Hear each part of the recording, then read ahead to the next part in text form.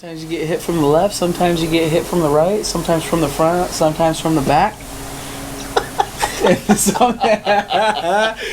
Sometimes you get hit at all angles at the same time, bro. Some uppercuts. Yeah. Damn. But on a more positive note, it's a beautiful fucking night. Finally. And obviously enjoying a very expensive cigar. What was it? A whole $4.59. Still pretty expensive nowadays. Yeah. Anyways, it's been a while since we've done a Dynamis speech. Obviously, we've had a lot going on in the last month, 2 months. A lot of activity. Good, bad, some indifferent. Yep. But the gist of what we want to talk about today is actually something that he brought up a couple of days ago in one of our little notorious FaceTime conversations that get... Or 2 to 3 hour long conversations. That were supposed to be 5 minutes long. Yeah.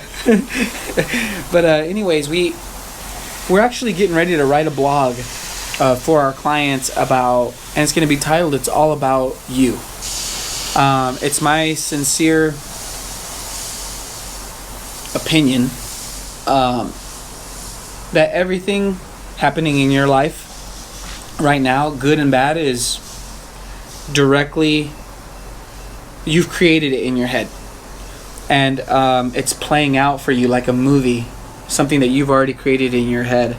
So basically the position that we would like our clients to take is that to always have full responsibility for everything going on in your life, because you actually designed it.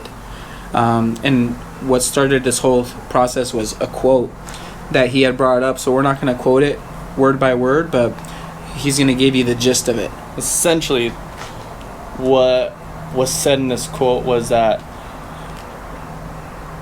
no one's going to come and do everything for you. You're on your own for everything. That said, no one's going to come get you out of bed, to get you up for the morning. No one's going to come and put breakfast on the table for you. No one's going to come and tell you, hey, build this business, here's this money, and go and do it. No one's going to come and tell you, hey, you need to go to the gym, you need to do these exercises. No one's going to tell you to do anything. Okay, ultimately, you have to do all these things on your own. Okay, because at the end of the day, you won't have someone holding your hand step by step. And that's where a lot of these people think that you need someone to hold your hand step by step. You need someone to essentially be a cheerleader on your sideline. Like, that's not what life is about. Life is you need to go do these things on your own, because when there's no one there, what are you going to do? Just sit around and do nothing?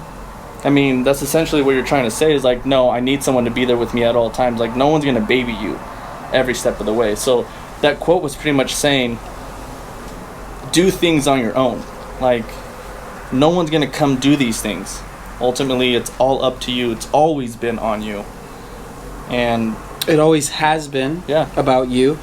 It always is about you, and it always will be about you. I believe that 1,000%. You're always going to have people that love you, right? Family members, friends, whatever, lovers. But they're not thinking about you every minute of every hour of every day. You know what I mean? Like, that's just not the reality of what we're trying to convey. The message that we're trying to convey is that it's up to you ultimately to get things done. And what we've observed is that some of the lamest excuses I've ever heard for not continuing a workout program, or failing in a relationship, or you name it, not graduating school, it's just like the simple things. And what I've noticed is that there's always a blame like something happened to you. You know what's crazy? What something that I've observed too is how you can have two siblings and the parents are hardcore alcoholics. And one sibling is an alcoholic because the parents were alcoholics. And the other sibling is not an alcoholic because the parents were alcoholics. Yep. Ultimately, people use different little catchphrases: depression, anxiety, I have insecurities, this and this and this and this and this. Again, so we're clearly seeing that one person can be in the same circumstances as another person, and they're having completely different outcomes. Now, what do you think? Why do you think that is? Well, remember that podcast we were watching? That psychologist kept saying, well, it just depends on the person and how they take things. Right. Because everyone takes it differently, or they'll do things differently, or they'll act on it differently. But again, it all comes down to like how that person deals with it. So basically what we're saying, yeah, it's all about you. It's all about you. It's all about how you perceive the trauma, how you perceive the pain, how you perceive what's being done to you. Mm-hmm. The perception. The perception. You know what's really interesting? We actually never talked about this when we were having this conversation previously. Let's do it now. There was a man named Viktor Frankl, okay? And he was a Jewish teacher during Nazi Germany, okay? He was captured and he was taken to a Nazi death camp where they proceeded to do some of the most heinous torture techniques on this guy. Do you know what he did? What? The book, look it up if you guys want to read it. It's called The Meaning of Life by Viktor Frankl.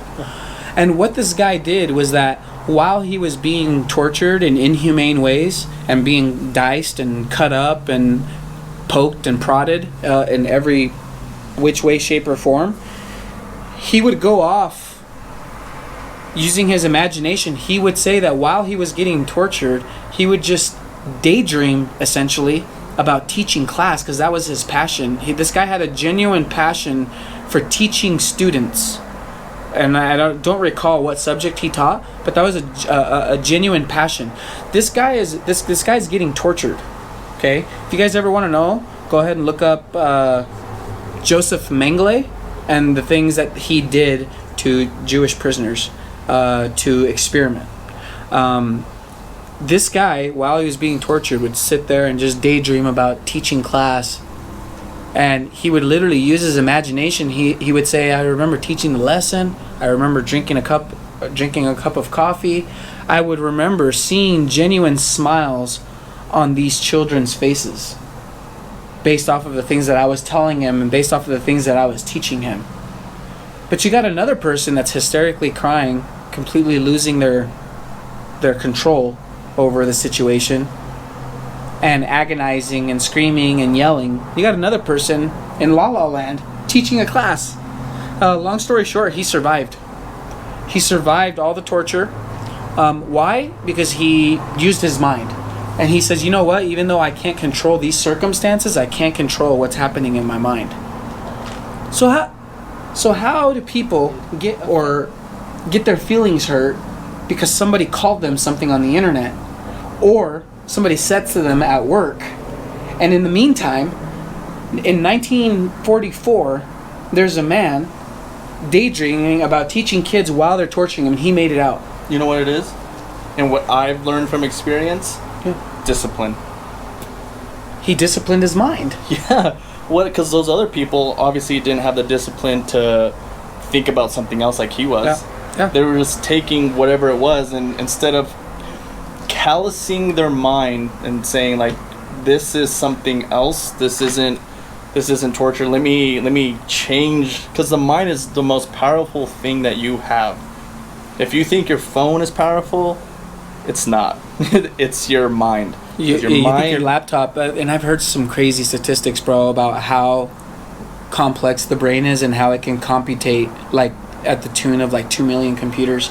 And the scary part is that most human beings can't use more than 1% of their mental capabilities or like their mental capacity. Yeah, and what the crazy part is like scientists haven't even gone like examined the whole brain because of how complex it is. That's nuts. they haven't fully, or they fully can't comprehend the whole mind, which, like you said, because most of the humans or most of society can't use more than, what is it? What did you say? 1%. 1%. Yeah, of their mind.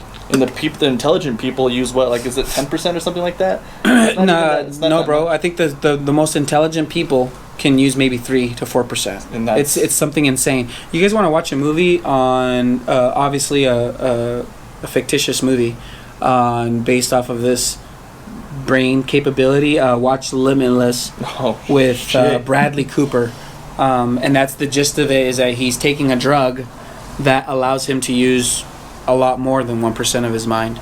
It's a good movie. It's obviously very entertaining, but I wouldn't be surprised if they actually do have those type of drugs right now. Oh yeah. And the gist of what the message that we're trying to convey in this very short speech is that we're not interested in hearing excuses. I'm not interested in hearing his excuses. He's definitely not interested in hearing my excuses. I wish you guys could see that him and I are dealing with the same BS that everybody else is dealing with. Whether it's familial relationships, whether it's romantic relationships, whether it's relationships at work, relationships at the gym.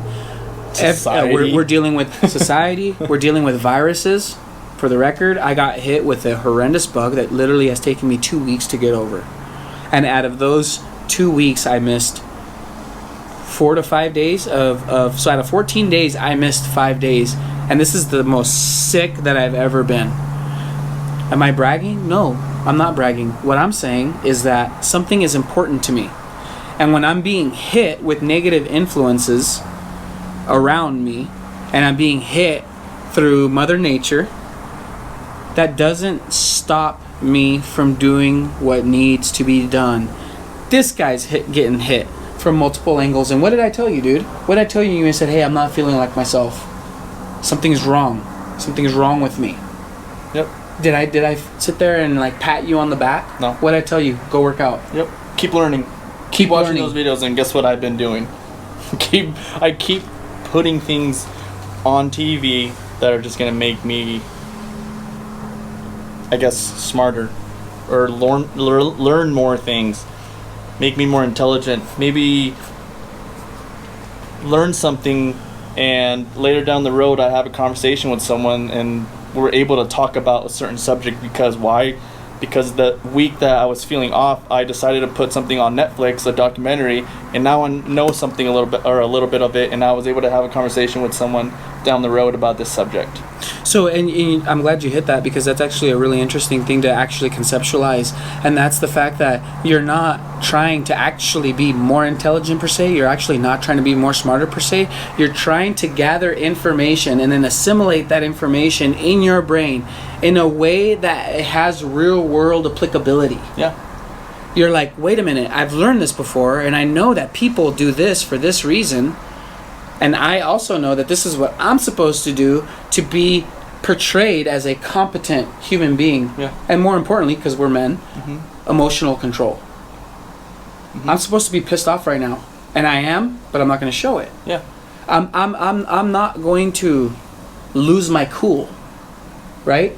Remember we talked about that? Yep. When the dudes were storming the beaches of Normandy, they were scared shitless. Can you imagine, bro, being with a bunch of your homies from Kansas and from Idaho and from Iowa and from California, and